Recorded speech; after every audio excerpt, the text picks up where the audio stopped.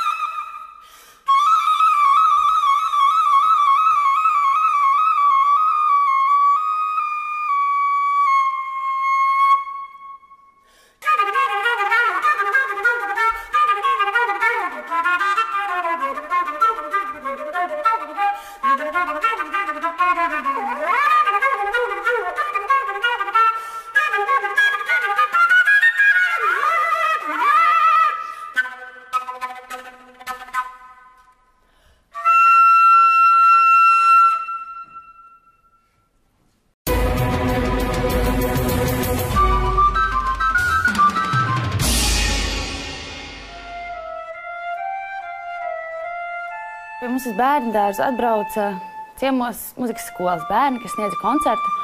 Un viena flautiste man ir palikusi atmiņā, tas arī ir vienīgais, ko es atceros no šī koncerta. Viņa spēlēja burvīgi un ļoti skaisti, man tas ļoti uzrunāja. Un tad es aizgāju mājās un mammai teicu, ka es arī gribu spēlēt to pašu instrumentu, ko viņa. Sākumā grūtības sagādāja solfedžo.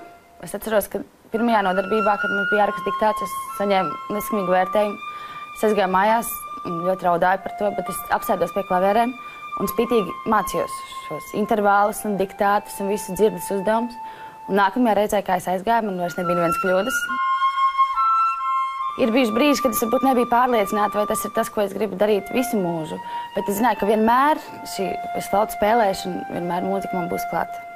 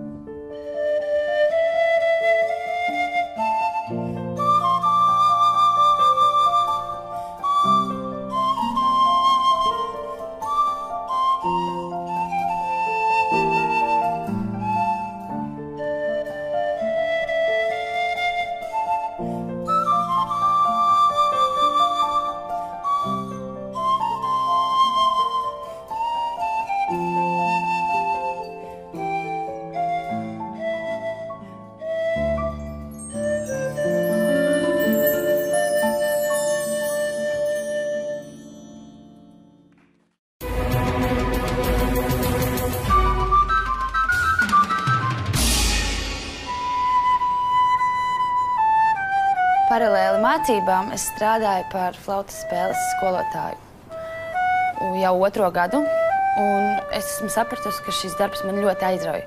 Man ļoti patīk strādāt ar bērniem. Man patīk veidot kontaktu ar katru bērnu. Man patīk vērot, kā viņu izaugsmi.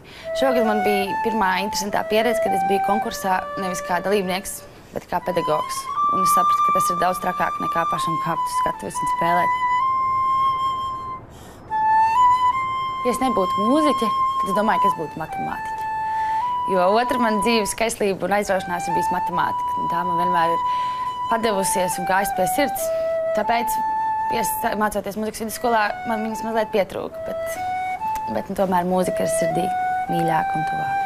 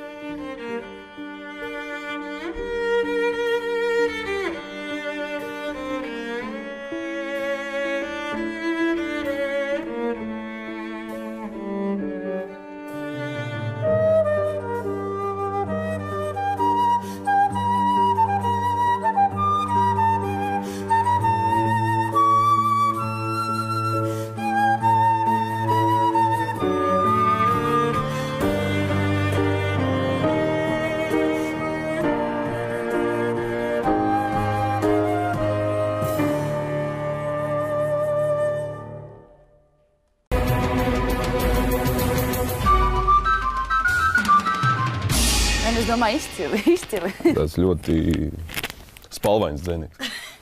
Viņa ir ļoti trausla būtne, bet kurai ir skaidrs, ko viņa grib, kā vajag.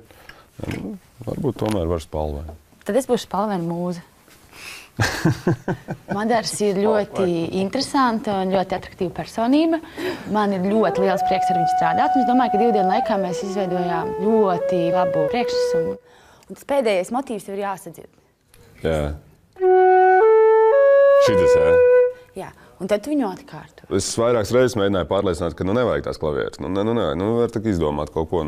Kaut kādu montāžu vienalga, ko nē, viņi palika pie sava, ka man jāspēlē. Jā, un tad būs jāspēlē klavieres. Es tiešām es nespēlēju nevienu mūzikas instrumentu. Es sāku ar kādu noti? Ar fadiezi. Ar fadiezi, jā. Pēc tam nāk lā. Tas ir ar to otro pirkstiņu. 1, 2, 4, 3. 1, 2, 4, 3. Dzejnieku dvēsele man nav sveša, tāpēc, ka jaunībā rakstīju dzēju. Man patīk tas brīdis, kad tu vari kaut ko radīt. 4. Tev tik skaisti tas sanāk. Tev arī. Būs labi.